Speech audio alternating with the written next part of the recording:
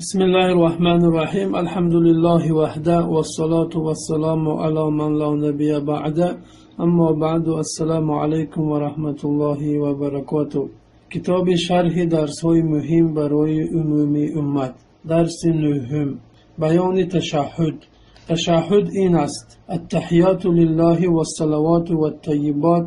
السلام عليك أيها النبي ورحمة الله وبركاته.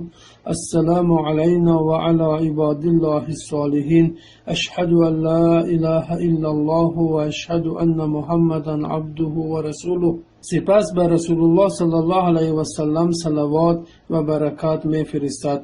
می گوید: اللهم صل على محمد و علی آل محمد كما صليت على إبراهيم وعلى آل إبراهيم إنك حميد مجيد وبارك على محمد وعلى آل محمد كما باركت على إبراهيم وعلى آل إبراهيم إنك حميد مجيد. سپس در تشهد آخر از عذاب جهنم و عذاب قبر و از فتنه زندگی و مرگ و از فتنه مسیح دجال به الله تعالی پناه میبرد. سپس هر دعایی که بخواهد میکند، به خصوص دعاهایی که از رسول الله صلی الله علیه و سلم وارد شده است، از جمله اللهم اعنی علی ذکرک و شکرک و حسن عبادتک. اللهم إني ظلمت نفسي ظلما كثيرا ولا يغفر الذنوب إلا أنت فاغفر لي مغفرة من عندك وارحمني إنك أنت الغفور الرحيم. اما در تشهد اول در نماز پیشین عصر، شام و خفتن، بعد از گفتن این دو شهادت برای رکعت سوم میخیزد و اگر هم بر رسول الله صلی الله علیه و سلم صلوات بفرستد افضل است، به خاطر عموم حدیث هایی که در این مورد آمده است، و سپس برای رکعت سوم برمیخیزد. درس دهم، سنت های نماز. از جمله سنت های نماز یکم دعای استفتاح، دعای کلیت نماز. دوم هنگام قیام پیش از رکوع و بعد از آن گذاشتن کف دست راست بر دست چپ بالای سینه. سوم بالا برداشتن دست ها تا برابر گوش ها یا شانه ها، در حالی که انگشتان به هم پیچیده و دست کاملا راست باشند. بالا برداشتن دست ها در هنگام تکبیر اول نماز و هنگام رکوع و بالا آمدن از رکوع و نیز هنگام قائم شدن و تشهد اول برای شروع رکعت سوم است. چهارم از یک بار زیادتر گفتن تسبیحات در رکوع و سجده ها.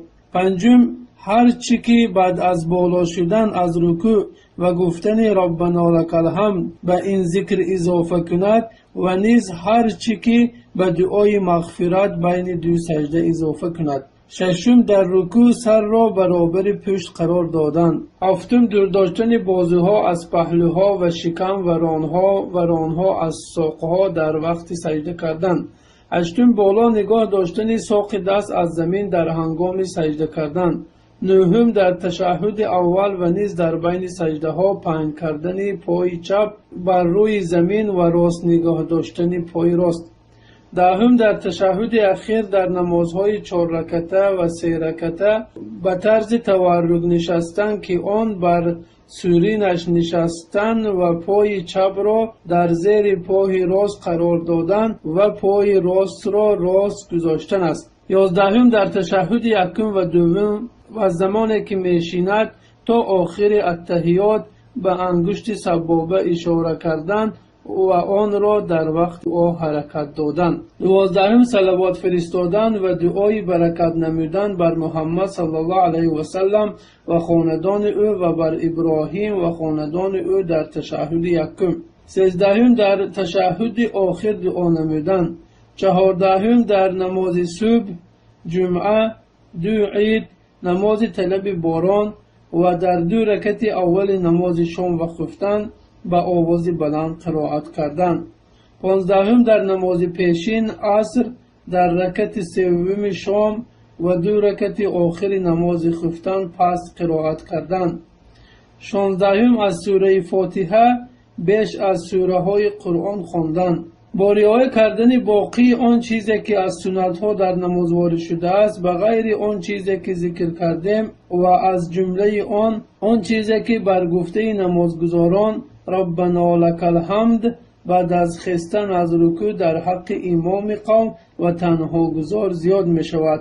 پس البته آن سنت است. و نیز از سنت های نماز این است که در هنگام رکوع دو دست را بر زانو ها گذاشتن در حالی که انگشتان دست ها کشاده باشد. دعای استفتاح.